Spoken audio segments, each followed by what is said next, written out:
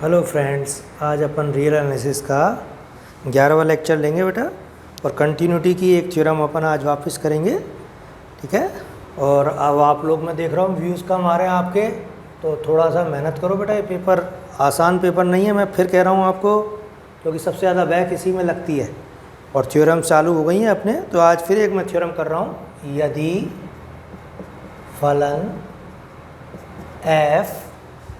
यदि फलन f संवृत अंतराल AB में, यदि फलन f संवृत अंतराल AB में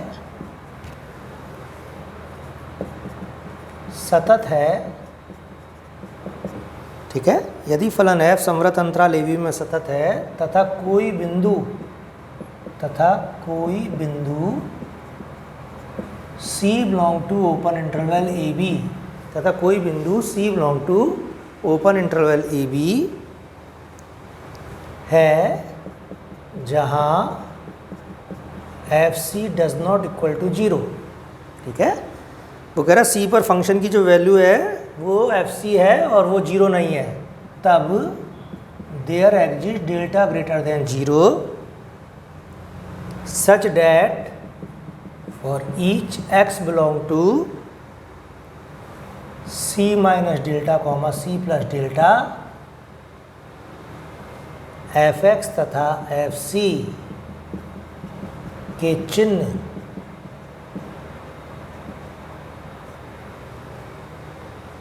fx तथा fc के चिन्ह समान होते हैं। तो जैसे कि हमेशा की तरह रियल एनालिसिस की थ्योरम जब भी होंगी तो स्टार्टिंग ऐसी लगेगी जैसे क्या लिख दिया, और जब धीरे धीरे इसको पढ़ेंगे अपन, समझाएंगे तो सब चीज़ समझ में आती है। तो देखो, अपन जो फंक्शन है वो क्लोज इंटरवल AB में डिफाइंड है, कंटिन्यूस है, और C जो है एक ओपन इंटरवल AB का पॉइंट है जहाँ पर फंक्शन की वैल्यू 0 नहीं है, ठीक है।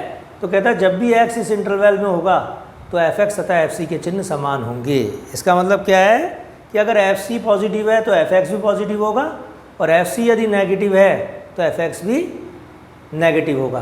fc 0 नहीं है तो या तो ये पॉजिटिव है या ये नेगेटिव है। अगर पॉजिटिव है तो fx भी पॉजिटिव है, ये सिद्ध करना है, और fc नेगेटिव है तो fx को भी नेगेटिव सिद्ध अपने को करना है, ठीक है। तो थ्योरम जो है वो कॉशी की डेफिनेशन पे ही बेस्ड है, क्योंकि फलन f संवृत अंतराल AB में सतत है और C क्या है, ओपन इंटरवल AB का कोई पॉइंट है। तो अपन सबसे पहले कॉशी की डेफिनेशन काम में लेंगे कि C पर भी फंक्शन जो है सतत होगा, और उस केस में अपन क्या लिख सकते हैं, कॉशी की डेफिनेशन लिख सकते हैं। तो अपन लिखेंगे, प्रूफ में लिखो, लिखिए फलन f संवृत अंतराल AB, फलन f संवृत अंतराल AB के किसी बिंदु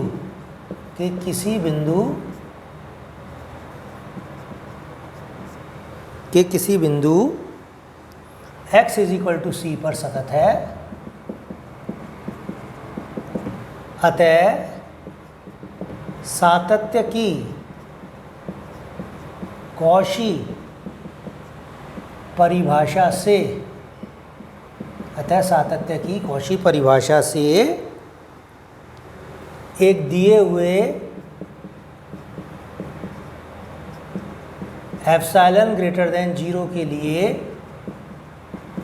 डेल्टा ग्रेटर देन 0 का अस्तित्व इस प्रकार होगा कि fx माइनस fc का जो मापांक है वो लेस देन एप्सिलॉन है, जबकि x minus c less than delta है, ठीक है। ये बात समझ में आती है अपने कि जब भी fx minus fc less than epsilon है तो x माइनस c क्या है, लेस देन डेल्टा है। और अपन ने क्या लिया है, क्योंकि function f close interval AB में कंटिन्यूस है, क्लोज इंटरवल AB का कोई पॉइंट C है, C पर भी फंक्शन कंटिन्यूस होगा, और C पॉइंट पर अपन ने कंटिन्यूटी की कॉशी डेफिनेशन का इस्तेमाल किया। और वो कॉशी डेफिनेशन क्या लिखी मैंने कि एक दिए हुए एप्सिलॉन ग्रेटर देन 0 के लिए डेल्टा ग्रेटर देन जीरो का अस्तित्व इस प्रकार होगा कि F X minus F C less than epsilon, जबकि X minus C less than delta. अब देखो इसी चीज़ को अपन थोड़ा सा आगे बढ़ाएंगे, इसी डेफिनेशन को।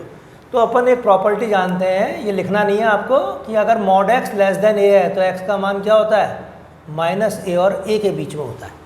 ठीक है, इस चीज़ का इस्तेमाल अपन करेंगे यहाँ पर। इस मॉड को खोलेंगे, और मॉड को कैसे खोलते हैं अपन, कि F X minus F C greater than तो आ जाएगा माइनस एप्सिलॉन और लेस देन आ जाएगा एप्सिलॉन। और कब है ये चीज़, जबकि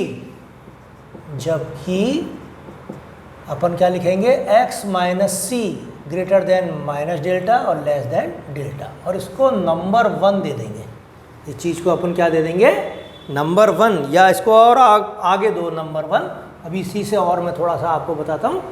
अब इसको कैसे लिख सकते हैं, इट इम्प्लाइज एफ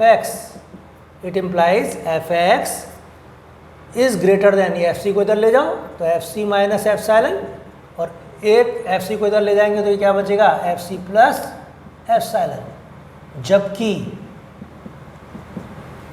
एक्स किसको बिलोंग कर रहा है, सी माइनस डेल्टा और सी प्लस डेल्टा को। ये चीज़ अपन ने सी माइनस डेल्टा इधर ले गए और सी प्लस डेल्टा इधर ले गए।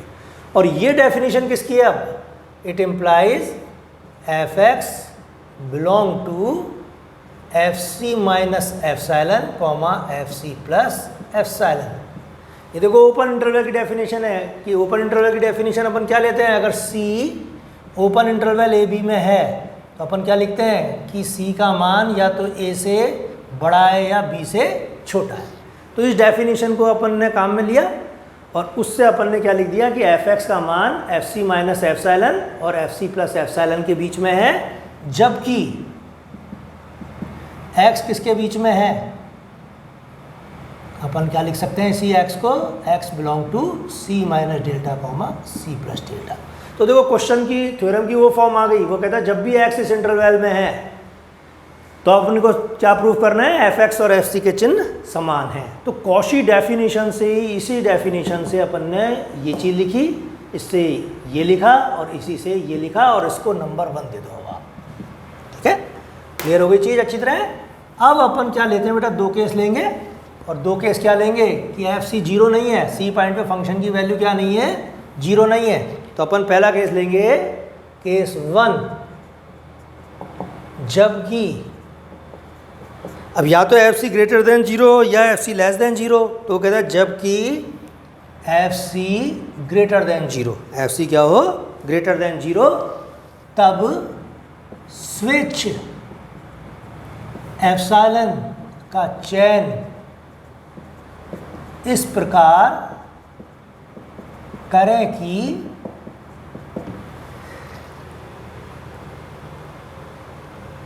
तब स्विच एप्सिलॉन का चयन इस प्रकार करें कि epsilon is less than F C. देखो अपन ने क्या माना बेटा, एफ सी कोई एक पॉजिटिव संख्या है। जैसे मैं सपोज करो एफ सी को क्या ले लेता हूँ, 2 ले लेता हूँ। एफ सी का मान क्या ले लूँ, 2, और 2 ग्रेटर देन 0 है। अब वो कहता है एप्सिलॉन क्या है, हमेशा धनात्मक संख्या होती है, उसको मैं जैसे 1/2 ले लूँ, और 1/2 किससे छोटा होगा, 2 से। तो साफ समझ में आती है चीज़। ठीक है, अब वो ये कहता है कि यदि एफ सी में से एप्सिलॉन घटाऊंगा तो इसका मान कितना आना चाहिए, 2 में से यदि आधा घटाएं तो क्या आएगा, 1.5, और 1.5 क्या होगा, पॉजिटिव। तो इसको क्या लिख सकते हैं, it implies F C minus epsilon greater than 0। ठीक है, ये बात समझ में आती है अच्छी तरह से। अब वो ये कहता है जब एफ सी माइनस एप्सिलॉन का मान कितना आया है, अपन ने अगर जो संख्याएं देखी थी तो 1.5, और 1.5 क्या है, ग्रेटर देन 0।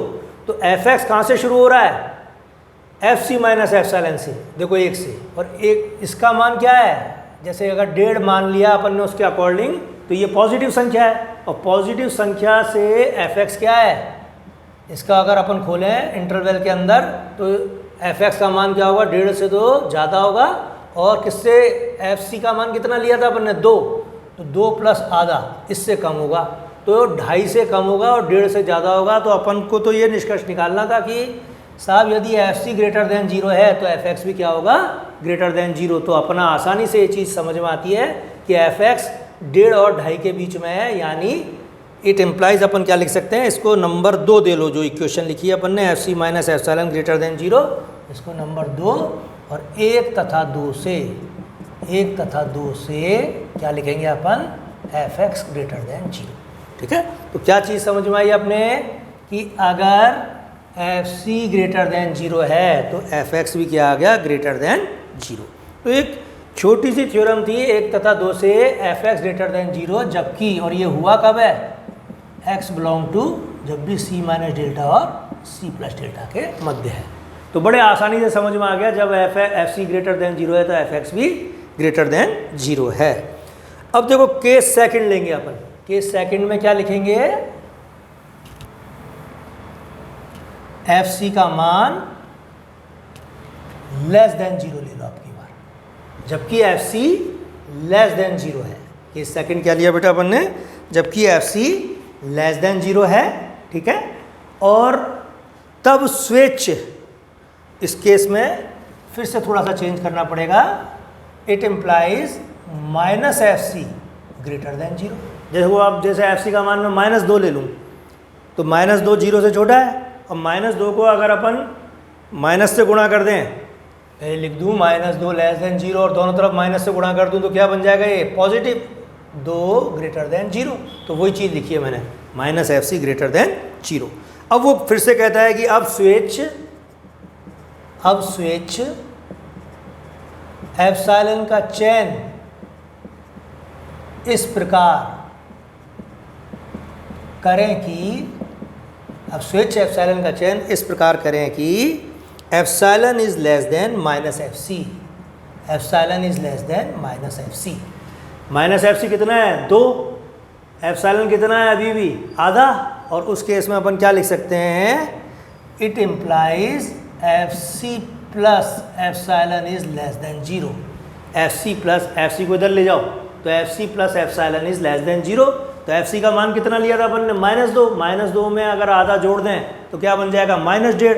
तो -1.5 आ गया अपने पास, और ये आ गया लेस देन 0। ठीक है, इससे क्या निष्कर्ष निकालोगे आप, अब देखो इसको नंबर 2 दे दो, इसको नंबर 3 दो, सॉरी। ठीक है, अब अपन एक में क्या है, एफ एक्स का मान क्या है, एक में एफ सी माइनस एप्सिलॉन और एफ सी प्लस एप्सिलॉन के बीच में है। ठीक है, तो मैं फिर से लिख रहा हूँ, जैसे 1 तथा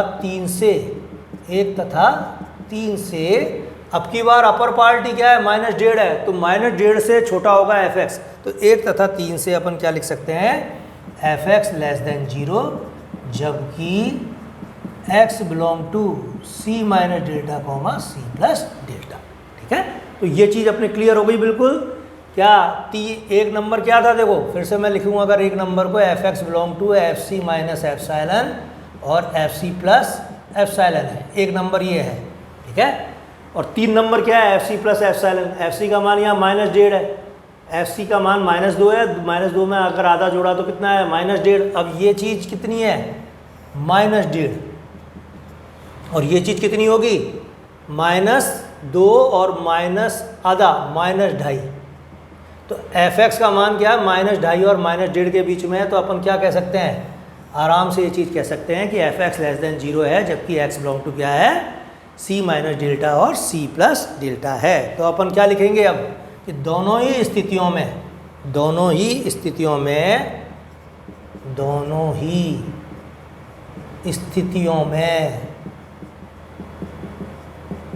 एफ एक्स तथा एफ सी के चिन्ह समान होते हैं, एफ एक्स तथा एफ सी के चिन्ह समान होते हैं। तो एक और बेहद मोस्ट थ्योरम थी ये, और जब भी इस तरह की थ्योरम आती है तो थोड़ा सा बेटा अटक जाते हैं अपन लोग, ये ध्यान रखना। ठीक है, क्योंकि मेन थ्योरम नहीं है ये रियल एनालिसिस की, लेकिन ये कभी जब भी आती है 4-5 साल में एक बार, तो बड़ी दिक्कत आ जाती है। तो अपन ने देखो एक टर्न पे अपन ने बोरल आवरक पर में पढ़ ली, और दूसरे टर्न पे अपन ने क्या पढ़ी, आज जो थ्योरम पढ़ी कि यदि फलन है समवर्त अंतराल ए बी में सतत है और सी कोई भी ओपन इंटरवल ए बी का पॉइंट है, तो उस केस में जब भी एक्स सी माइनस डेल्टा और सी प्लस डेल्टा के मध्य होगा तो एफ एक्स और एफ सी के चिन्ह क्या होंगे, समान होंगे।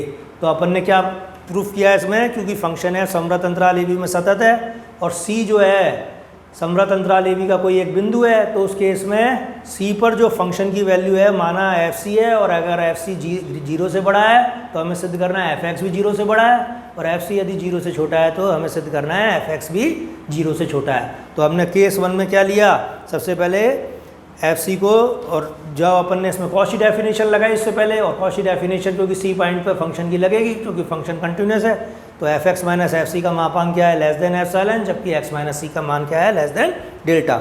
और उससे अपन ने ये निष्कर्ष निकाल लिए थे कुछ कि एफ एक्स को किस विवृत अंतराल में ले सकते हैं और एक्स को किस विवृत अंतराल में ले सकते हैं, और फिर उसके बाद केस 1 और केस 2 से अपन ने थ्योरम सॉल्व करी।